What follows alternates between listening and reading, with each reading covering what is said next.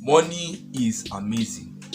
Money has to be the most sought after thing on the planet. Starting from the fact that we spend 20 years in school and spend about 40 years working in an office just to make this money.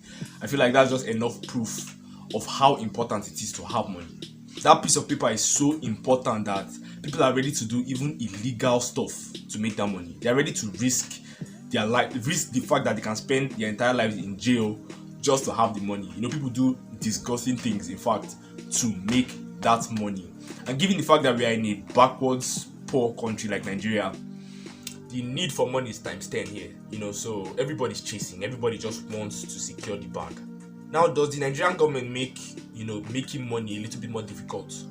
Yes, they do, right? But in this video, I'm going to explain 3 important steps that everybody who actually wants to make money in this Nigeria need to follow. Yes, things are hard, but with these 3 steps, you can increase your chances of securing the bag. So keep watching. The simple rule to having money is to save more than you spend. Yes, it's simple, but in actuality, it's not easy. Especially in Nigeria, that the notion of now who get money they save, or now who get money chop now they save. I get the idea. I get where that mentality comes from.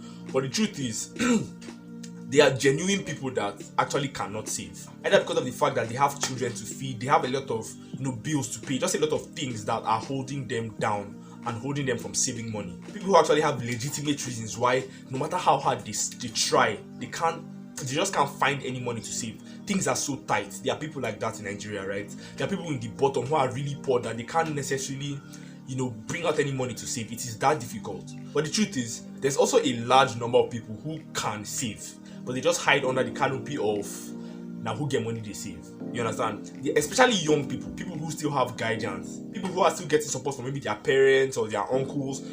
Like, they're not necessarily working for their money, or even if they're working for their money, they are still getting support. Most of them hide under the canopy of now who get money they save. There are 3 big problems that if you solve, especially if you're a Nigerian watching this, if you solve, you will be financially free.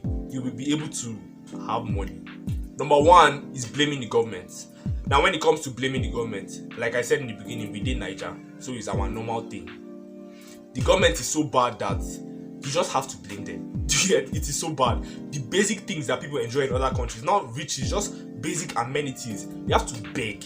For Nigeria, if light today they no carry am, you could ask yourself question. They suspect say, wetin these people they do like this. You could ask yourself, you could be paranoid.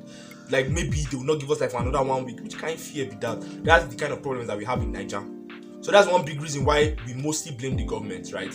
But there's one more thing I say, which is, if you're watching this video, do you have maybe an uncle and auntie abroad, right? Let's say you have. I'm sure you can testify that they are living better lives than Nigeria, than people in Nigeria. They are, averagely. But are they extremely rich as they are abroad now? Do they have like so much money that anybody who sees them, are they rich compared to the Americans there? That's my question.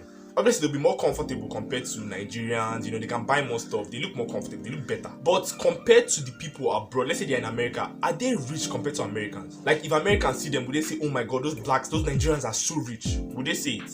That's my question. What I'm trying to say is, in as much as the government is holding us back, right?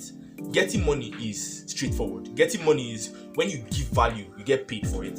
There are 2 ways of giving value. Either you give value in a company that you're working for, which is you're a specialist, you're so good at something that company says, wow, this person sabi, we're going to pay him or her a lot of money. That's one way of getting money, right? Because you created value for a company. And then the second way is creating value by starting a company. Whether you're delivering a service or you're selling a product, you're creating value to the society. So the society will pay you for it. What I'm trying to say is, if you are not ready or if you are not qualified to fulfill any of these 2 things, then why are you blaming the government? If, for example, things come better now for Nigeria, everything is free and everything is smooth, will you still make money? Do you understand what I'm saying? Yes, you'll be a little bit more comfortable, we'll have more light, things will be cheaper, our products will be cheaper, accepted. But will it transform your life, like give your life a complete 180, that your life is now perfect? Ask yourself that question before you complain about the government.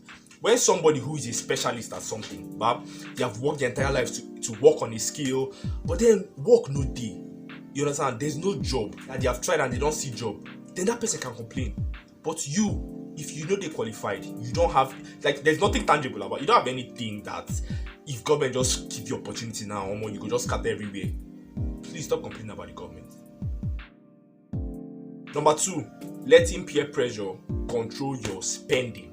Now, anybody that watches my channel knows I talk about this topic almost every single time. Like I said in one of my older videos, a man knows that having money to buy something is not the exact same thing as being able to afford that thing.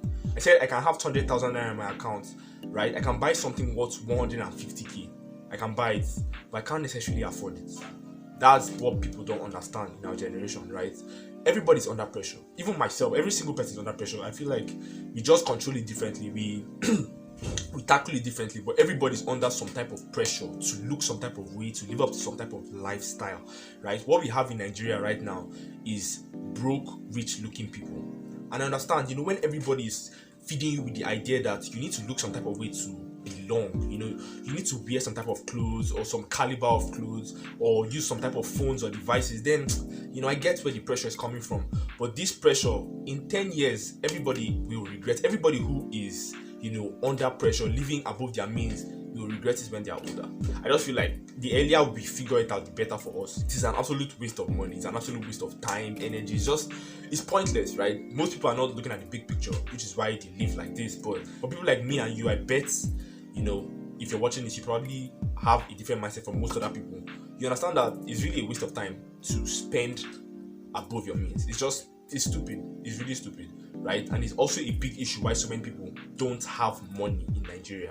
Number 3, not investing. Like I said in the beginning, the secret to having money is basically saving more than you spend, right? But that is a very simplistic definition. When you save money, you're not saving money so you can keep it. You're saving it so you can invest it. Obviously, if you're not a businessman, then you're not going to invest into your business. But there are so many places you can invest this money, right? Depending on your appetite for risk. You can invest it. If I think the simplest one, which is very low risk, is fixed deposit in the banks, where you keep your money for some months and you get a particular amount of interest. If you have higher, a higher appetite for risk, they can go into forex. There's MBA forex companies that have amazing ROI when it comes to their investment plans, right? So there are so many places to invest your money, but the point is, saving money is a means to an end. It's not, you don't just save your money then go and use it. You're saving it so when you get a particular amount, you can invest it. Investment culture is extremely important if you want to make a lot of money in this world, on this planet, in this Nigeria, wherever you are. It is extremely important to learn how to invest. I'll probably make a video about that in the future, but just understand the basics for now.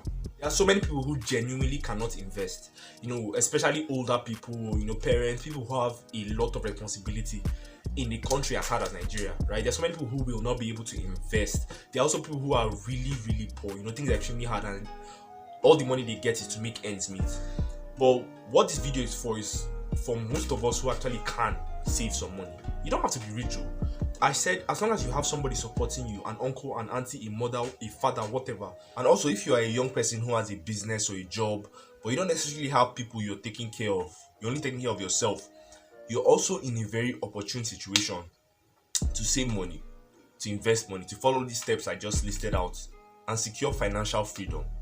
None of the things I mentioned here is going to be simple, right? Saving is not going to be easy. Investing and being patient and all that won't be easy. There will be roadblocks, but that's not a bad thing. I think only social media makes it seem like life should be smooth. There's always going to be ups and downs. There's always going to be obstacles. It's going to be hard once in a while, but that's not a bad thing. The ends will always justify the means when it comes to taking care of your money. When it comes to having knowledge of money, the ends will justify the means. And the things that you sacrifice now, that your friends can sacrifice, you'll be able to reap the rewards that they will be able to reap. Hopefully this video made sense to you guys. If you like the video, click the like button. If you like more content like this, hit subscribe, because I make self-improvement content like this for us Nigerians. Also, I think the next video you guys should watch is the video that popped up on the screen. The name is Why Money is Not Equal to Happiness. So click on that video and I'll see you in the next one. Go be.